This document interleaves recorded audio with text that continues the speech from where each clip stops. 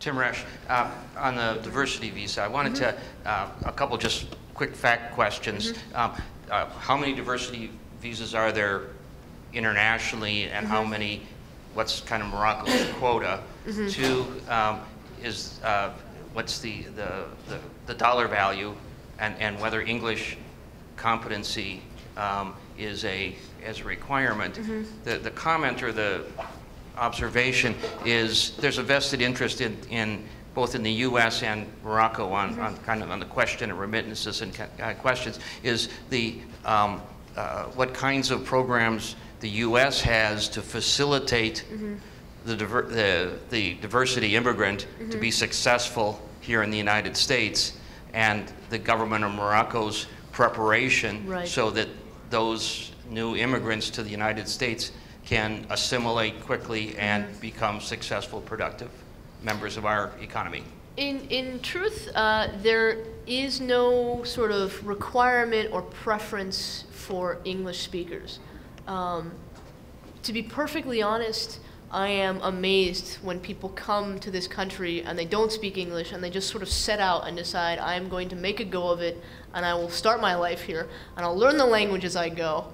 And I think that's fantastic, but I'm sure that it would be easier if they already spoke English. But like I said, the only sort of educational or background requirement is that they either have the baccalaureate degree or work in a profession which requires 2 years of intensive training for.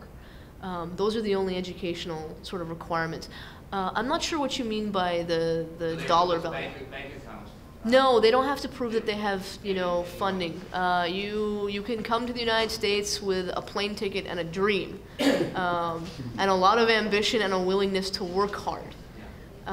Because I think one thing that people are surprised by, and we were talking about this before, in the United States you live to work, you don't work to live. You know, we are a culture with our shoulder to the grindstone. But people who are ambitious and hardworking and are willing to stick it through, you know, they make it here every day.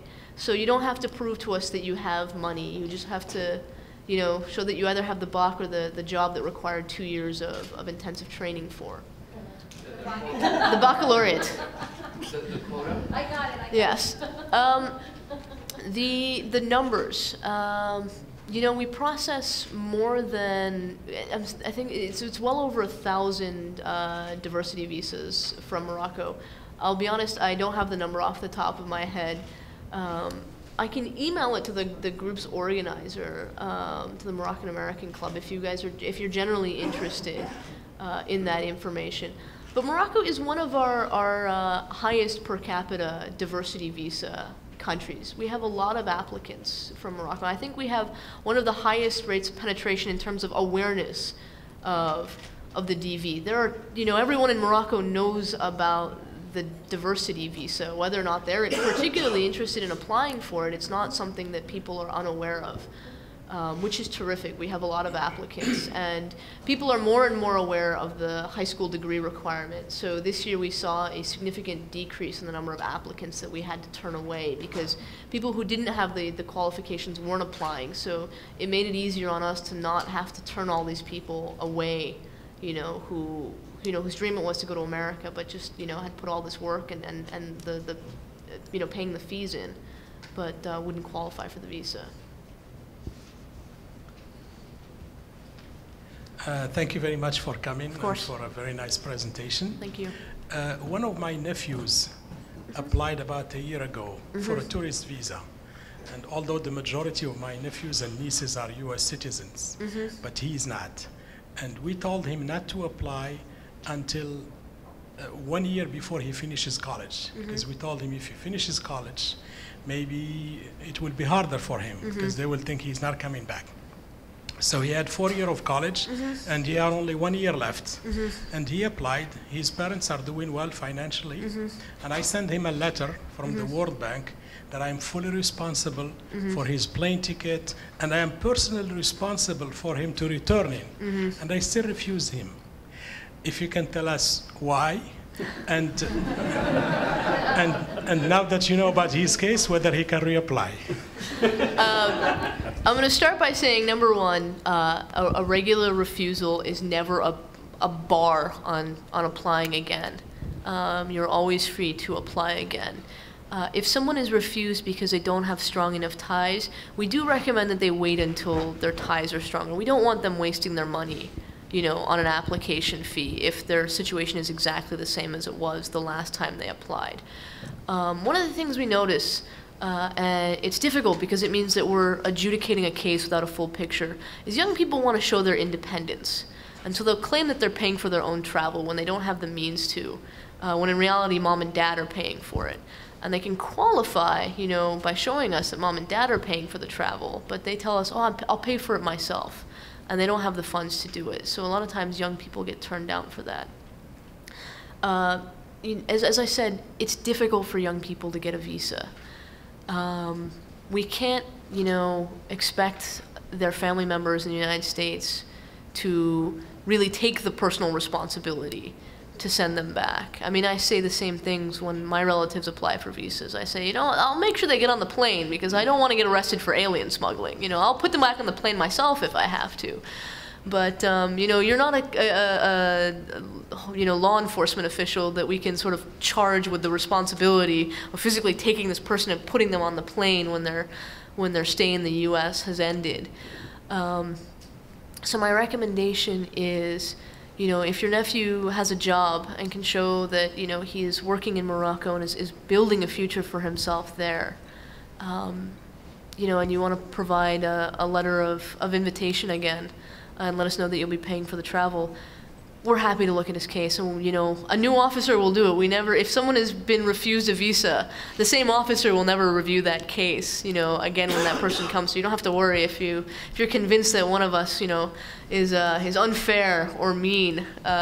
You get us once and you'll be done with us. You'll never have to deal with this again. Khalas, you know, it's over. So in this case, he has to wait until he gets a job. You know, it's very hard for a young person without a job to get a visa. You know, when I said that your parents don't want to live in the United States because they've built their lives in Morocco and they want to stay where their family is and where they speak the language, and you know, where they're comfortable with the culture, the people who are most likely to decide, you know, I want to move and try my luck somewhere else, you know, I want to be in America, are younger people. And I know that it's difficult because plenty of young people have the honest and genuine, you know, intention of just visiting their uncle and seeing what America is like and going home, you know, so they can tell their friends about it and say, you know, I went to New York City and I've never seen that many tall buildings anywhere in my whole life. But at the same time, we're very concerned about people, you know, who misuse tourist visas. And, you know, the simple numbers show that young people are more likely to misuse it than people who are well established. It's rough because I don't like thinking that people aren't being honest with me. And a lot of times, people get their first visa and they don't intend to misuse it. But they come to America and someone says, why don't you come work here? It's easy. I can give you a job. And they decide, I can make more money in America than I did at home, and I can send money home and I can help my family. And that's how it starts. Most of the time, I think people who do misuse their visas didn't have a bad intention. They didn't intend to overstay. They didn't intend to lie to the officer because they wanted to move to America. For the most part, they were honest with us when they said, I want to go see my uncle.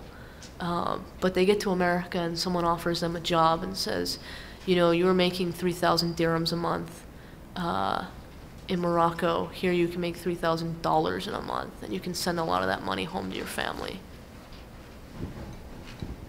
Yeah, hi, my name is Hanan. Quick question, I guess you answered already like part of it. Once you apply for like the I-130 for like immigrant visa, you're not supposed to apply for tourist visa, right? Yes. Okay, so you just have to wait for your application until it's finished. We will look at special cases. You know, a lot of times I will have an elderly woman who has an I-130 application for an immigrant visa, but she wants to go visit her daughter now because her daughter's going to have a baby.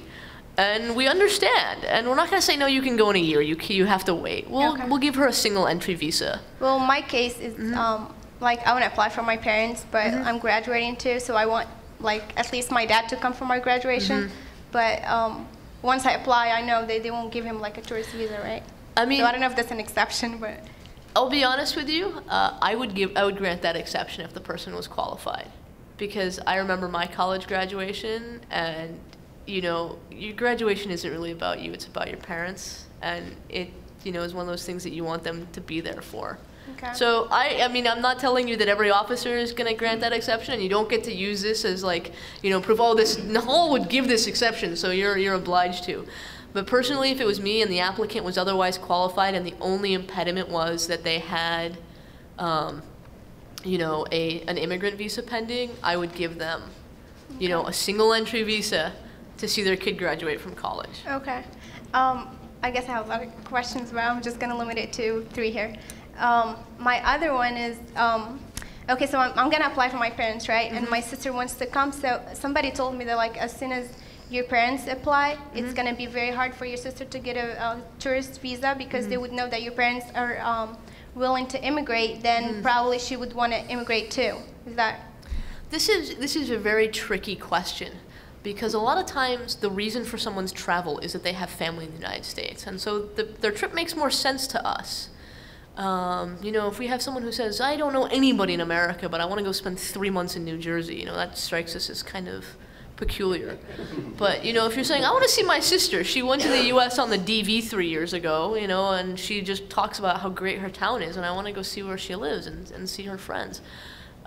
We understand that, but there is a point where once all of your family is in America, it's very hard for us to think that you have more ties to Morocco than you do to the United States. You know, there's sort of a tipping point where we say most of your ties are to the US.